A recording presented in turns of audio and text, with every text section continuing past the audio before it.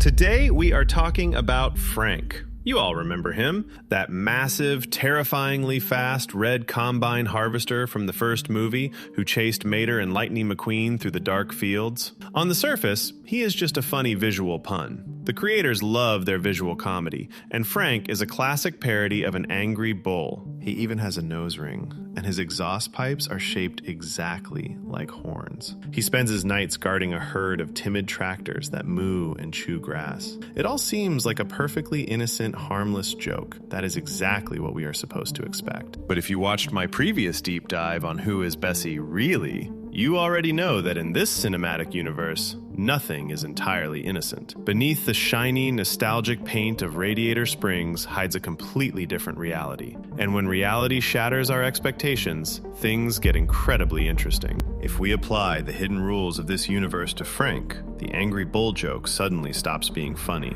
Because Frank is not a farm animal. Frank is the most efficient, unrelenting apex entity in animated history. He is the very top of the food chain, a mobile biological recycler designed for a highly specific, chilling purpose. And over the next few minutes, I am going to prove it to you. My name is Mr. Blessed, and today we are uncovering the truth. If you think I am exaggerating, let us look at the hardest evidence the movie gives us right away. Think back to Lightning McQueen's nightmare. In that dream sequence, McQueen sees a race where Frank suddenly enters the track. And what exactly does this friendly neighborhood farmer do? He uses his massive front rotary blades to physically dismantle Chick Hicks, completely taking his chassis apart. In our world, dreams are based on the subconscious rules of reality. You dream of falling because gravity is real. McQueen dreams of a combine dismantling a car because, in his reality, combines are physically capable of doing exactly that. Those giant spinning blades are not just for harvesting wheat, they are designed for metal and whatever is hidden underneath it. To truly understand Frank, we have to ask a question that completely breaks the logic of this entire universe. Why does a world populated entirely by machines need agriculture? Throughout the film, we see endless fields of crops. We see neat rows of corn and massive bales of hay. We even see the tractors, which are based on real vintage models, physically grazing on these pastures, consuming vast amounts of plant matter. But wait a minute, there are no humans. There are no traditional biological animals anywhere in sight. So who exactly are they feeding with all this grain? Cars drink fuel. They cannot digest bread. So what is the actual point of these massive farms? The answer is buried in the sequel, and it changes everything about how we see Frank. The entire plot of the second movie revolves around an alternative, eco-friendly organic fuel called Alanol. But even before that, we had Fillmore, the local microbus who spent years brewing his very own organic biofuel. In a universe where there are no ancient fossils to turn into crude oil, creating organic fuel is a matter of absolute survival. These machines are not growing crops to bake pastries. They are growing them for the massive industrial production of bioethanol and organic nutrient paste. This paste is what sustains the biological core hidden inside their mechanical exoskeletons. And this is where the story gets deeply unsettling. Let us look at those tractors again. The creators tell us directly that tractors serve the role of cows. They are easily spooked, they travel in herds, and they graze all day. In our reality, humanity raises cattle for a very specific end purpose. We consume what they produce. If tractors are the cattle of this universe, what exactly do the elite cars get from them? As we discussed before, there is a hidden, darker cycle at play here. These tractors are a biologically degraded caste.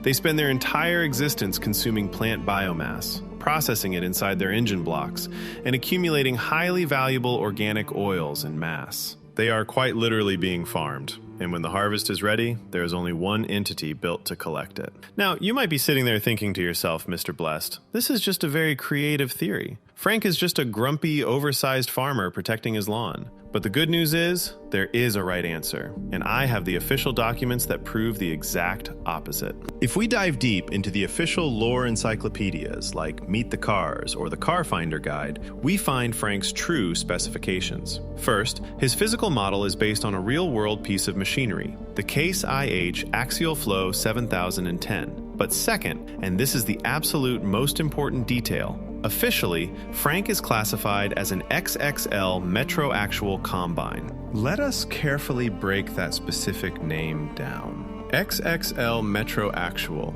is not a brand of farm equipment from our world. It is the name of a massive, fictional, in-universe corporation.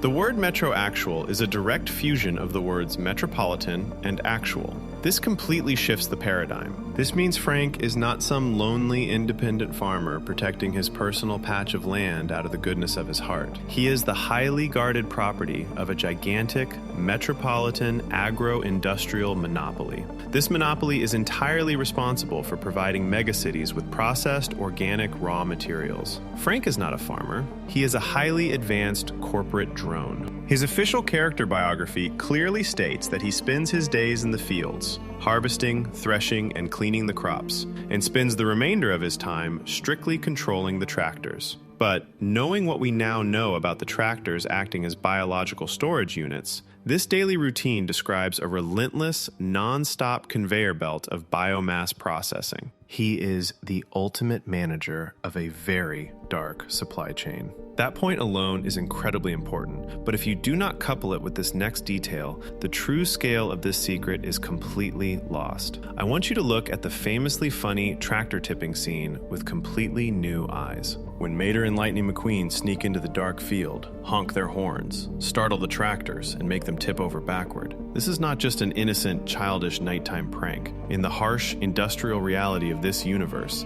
Mater and McQueen are illegally trespassing on a highly restricted corporate facility owned by XXL Metro Actual. They are actively damaging highly valuable biological property meant for harvest. When those tractors tip over and make those strange noises, it actually disrupts their internal processing and the critical maturation of that precious biomass. That is exactly why Frank wakes up in such an uncontrollable, terrifying rage. He is not just an annoyed neighbor waking up to loud kids. He is responding to a critical breach in corporate security, and his programming dictates that he must protect the harvest at all costs. And if you need even more solid proof of just how dangerous his programming is, look at the official Cars video game. In that game, Frank acts as an absolutely invincible boss character. He is impossibly fast for a machine of his immense size, easily catching up to race cars. And what happens if he actually catches you? The game does not show it.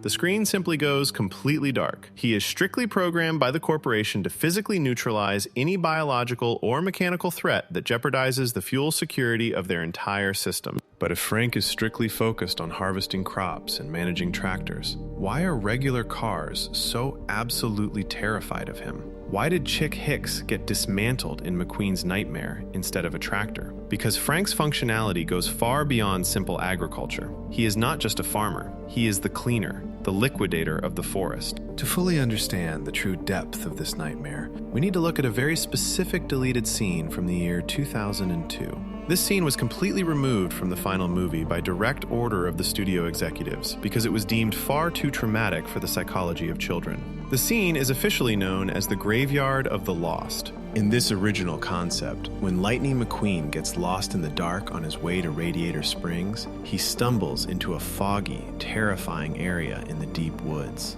It is a mass grave. The official concept art shows a chilling space where heavily damaged, empty car bodies are literally hanging from the branches of massive trees. At one point, McQueen even accidentally catches what is described as a banshee car skull on his front bumper. It is an empty radiator grille with dead, lifeless headlights. Now, let us use our logic and really think about this. A standard automobile weighs roughly 2 tons. Trees cannot physically reach down, pick up, and hang a multi-ton machine on their branches. A regular highway accident does not result in dismantled chassis being carefully suspended deep in the forest. So, who exactly in the immediate vicinity of Radiator Springs possesses the massive physical strength, the gigantic size, the specialized heavy equipment, and the absolute lack of empathy required to dismantle a vehicle and display its remains in the trees? There is only one logical answer: Frank. Let us connect this back to my previous video about Bessie. When an ordinary vehicle becomes infected with the prion disease, or when a machine suffers physical trauma that cannot be repaired, this society does not offer medical care. Radiator Springs is part of a brutal, unforgiving world. If a machine cannot be utilized as a forced laborer, like Bessie the asphalt paving machine, It must be recycled. The system cannot afford to waste resources. Frank is the entity that hunts down these outcasts. He tracks them into the dark, neutralizes them with his heavy rotary blades, and breaks them down. Whatever organic material and metal can be salvaged is sent off to the corporation to be processed into that precious organic fuel. But the remains that are completely useless to the corporation are simply discarded. They are thrown into the graveyard of the lost to rust away in the fog. This is exactly why the other cars fear him on such a deep, instinctual level. In the collective subconscious of the automobile world, Frank has cemented himself as a folklore monster. He is their exact equivalent of the Grim Reaper. But instead of wearing a black cloak and carrying a scythe, he is painted bright red and carries a massive, spinning rotary shredder. Every time they hear the sound of his engine revving in the distance, they know exactly what it means. The liquidator is awake, and the recycling process has begun. Now, let us put this entire massive puzzle together. You probably always thought that Radiator Springs was just a cute, forgotten little town on Route 66, a pure symbol of childhood nostalgia and simpler times. But the reality that Pixar is carefully hidden behind all those bright colors, funny jokes, and catchy songs is absolutely chilling. What we are actually looking at is a completely closed ecosystem, a society that only survives through mandatory industrial recycling and genetic labor. Think about the characters we all know and love. The sweet, kind residents of the town, Doc Hudson, Mater, Sally. They are not just innocent bystanders in this world. They sit at the very top of this dark, hidden food chain. They are perfectly aware of how their society functions. Every single day, they consume the fuel and the organic paste that is harvested out there in the dark fields.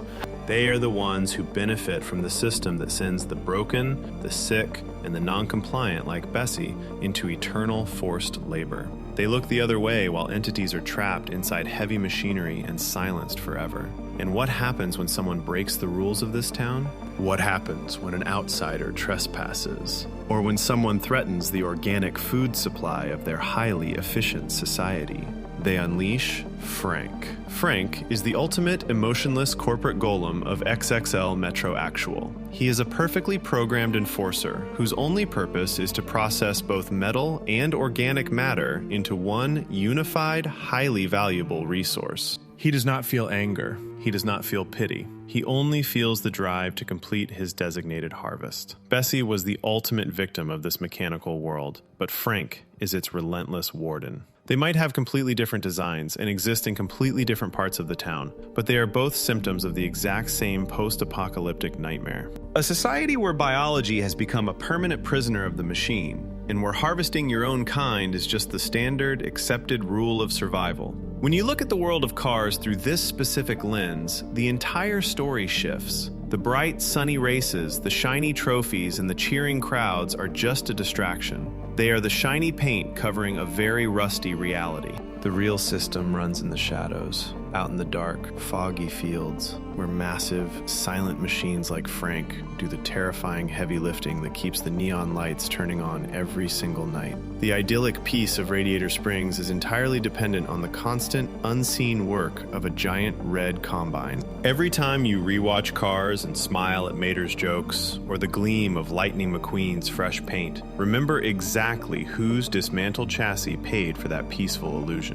Frank does not sleep. He is always out there in the dark, waiting for the time of the next harvest. If this deep dive completely shattered your childhood, and you want to know exactly how this biological nightmare started, you absolutely need to watch my previous video, Who is Bessie Really? That is where we first uncovered the dark truth about industrial forced labor in the Pixar universe. The link is on your screen right now. And if you made it to the very end of this video and your brain has not completely melted from a lore overdose, welcome to the comment section. I read every single one of them. Let me know which character from this universe I should put on the analytical table next. This has been Mr. Blessed. Take care of yourselves, be very careful about what kind of fuel you put in your tank, and I will see you in the next video. Peace.